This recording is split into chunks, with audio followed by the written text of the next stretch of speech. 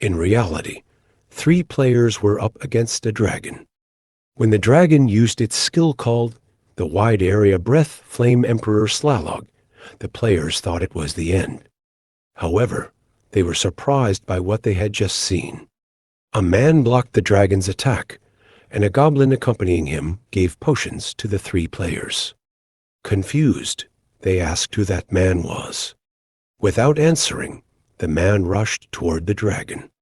The dragon launched another fire breath, but the man used his weapon skill called Full Counter and reflected the attack. He then followed up with another skill, Vacuum Blade. The dragon was stunned. How could a mere human block its attack? The mysterious man then put on the Ring of Titans and used the skill Demon Transformation. A red aura enveloped his entire body. The dragon, confident that even with these transformations, it couldn't be defeated by a human, prepared for another attack. However, the man used an item called the Crystal of Blue Flames and another called the Crimson Flame Flower. Combining the two, he enchanted his weapon with a flame aspect. To the dragon's shock, as the Flame Emperor, it could feel the intense heat emanating from the man. The mysterious man knew the only way to defeat the dragon was to unleash flames hotter than its own. He slashed the dragon, delivering a fatal blow. As the dragon lay dying, it asked for the man's name, but the man remained silent. Unknown to the players, the mysterious man was simply shy. He ran away, berating himself for being unable to have a conversation with anyone. In the present day, a student asked himself what kind of person could be the most miserable being in the world. Was it those with excellent interpersonal skills who enjoyed their youth? Or those who envied them from the shadows? Perhaps it was the popular, charismatic people, the winners of life, who stood out in every group. Or maybe it was the loners who lived stealthily in their shadows. None of these seemed correct to him. Instead, he thought the most miserable being in the world was someone like himself. When other students approached him, he overthought every response. By the time he answered, the 2 students were already gone. Others laughed at him, deepening his self-loathing. He felt he didn't belong anywhere in school and only attended out of habit. The only place he felt at home was in a game called Central Sword. In the game, his name was Miyoshi Kiyoshiro, a level 99 player and solo gamer. Central Sword was a VR MMO, famous for being a terrible game. Not only was it extremely difficult, but it also created conflict between players at every turn. The biggest issue was the lack of a magic system, making the game feel dull. One day, Miyoshi received a notification that he was the first player to defeat Slode, the Dragon of the Soaring Star. Hearing other players talk about it, Miyoshi instantly logged out. He submitted his victory as Solo Sama, and his achievement was recorded for eternity. However, Miyoshi was disappointed, as the game's server was about to shut down. Suddenly, a notification appeared. Central Sword will be updated to version 2.0. Since Miyoshi defeated the final boss before the update, he speculated that the game would soon see an influx of new players. He thought about making friends but dismissed the idea, believing that he would remain a loner in both the game and real life. Later, he looked up news about the game and saw that Central Sword was trending. Opening a video, he was shocked to see that Tokyo Tower had changed and people were panicking. Miyoshi recognized the new tower immediately. A system notification popped up. Central Sword update completed. From that moment, the world Miyoshi knew began to change forever. A week passed since the tutorial tower appeared, throwing society into chaos. But Miyoshi had already formulated plans. He used to hire a large bird that could carry him by its legs to reach the tutorial tower's first layer. Despite his efforts, a week passed, and Miyoshi was still at level 1. Miyoshi spotted a rare fluffy rabbit caught in a trap. Fluffy rabbits only lived on floating islands. At first, Miyoshi hesitated to kill it. However, after some time, he ate the rabbit and surprisingly received a skill, Secret Escape. The skill boosted agility when encountering enemies. While examining his stats, a monster suddenly attacked him. Miyoshi dodged swiftly, confident that, with Secret Escape, he could conquer the tower. However, he forgot that the tutorial tower's last stage was a raid. Suddenly, Miyoshi heard voices. A group of people attempting to conquer the tower appeared. The group's leader dismissed Miyoshi as a weakling. Moments later, the stage boss, Killer Lion, appeared.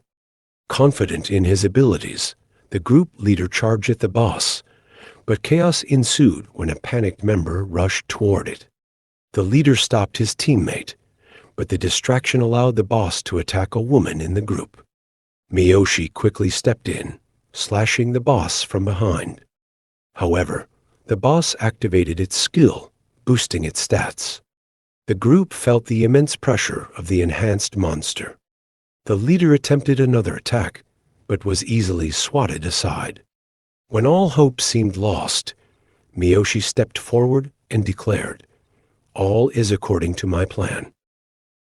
Miyoshi confronted the boss with a smile. Suddenly, the captain of the group shouted at him, blaming him for enraging the boss. The girl tried to calm the captain down, but was pushed away. Miyoshi stepped in, looking at the raid captain seriously. He knew who the captain and the girl were. The girl had always saved Miyoshi from being scolded by the captain. Miyoshi pushed the captain aside and rushed toward the boss, determined to kill it on his own. He knew the Killer Lion's weakness.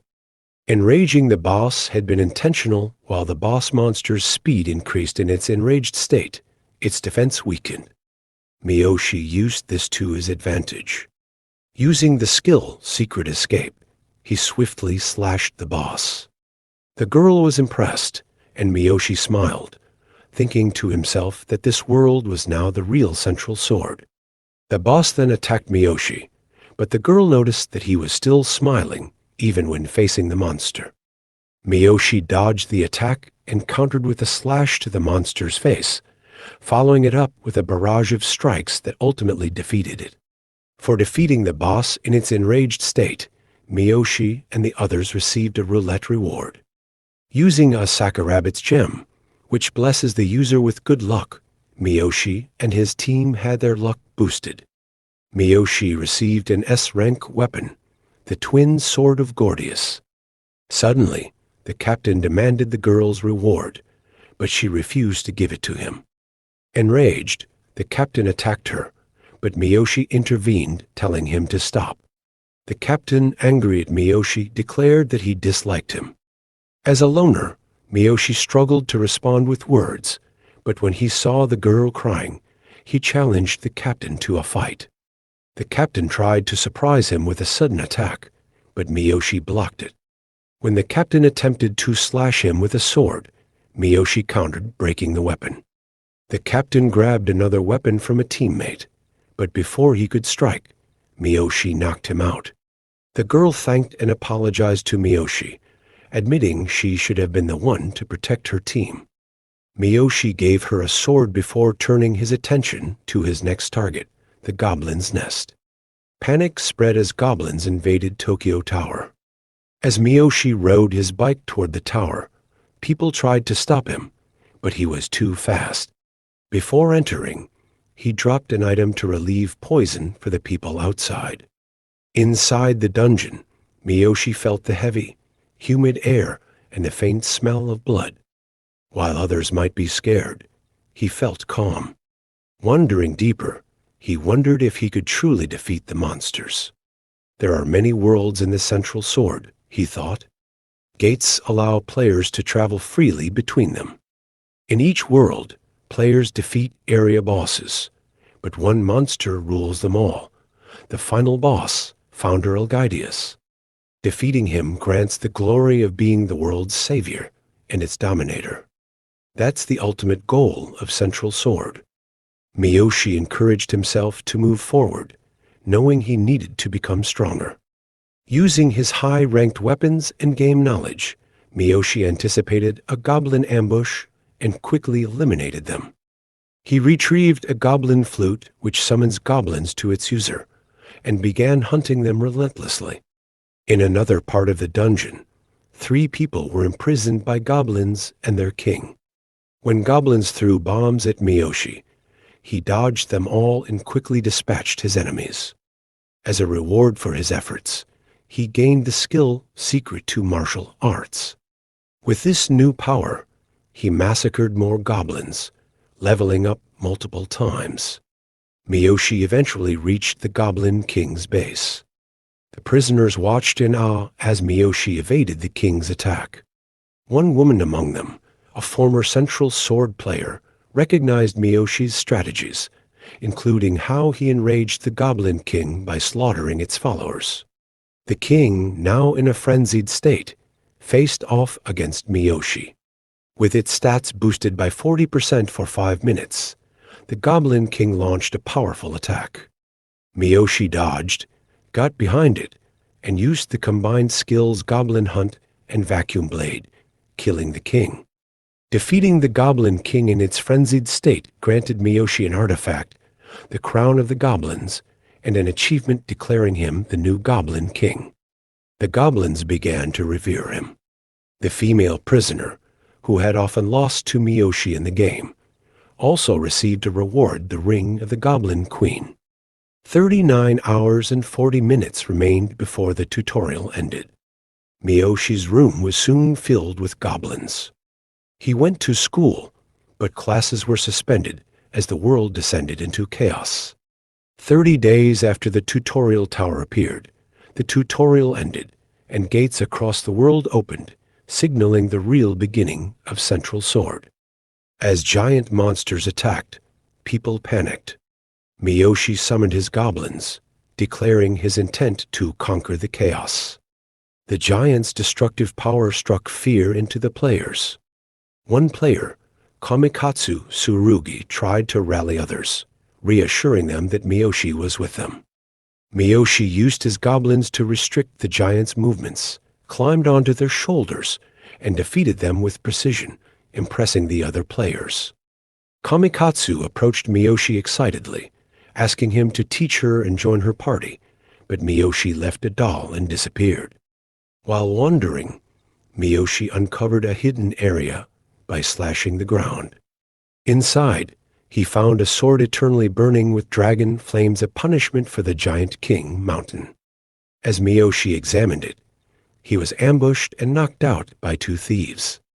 Despite Miyoshi's warning, the thieves removed the sword, awakening the giant king.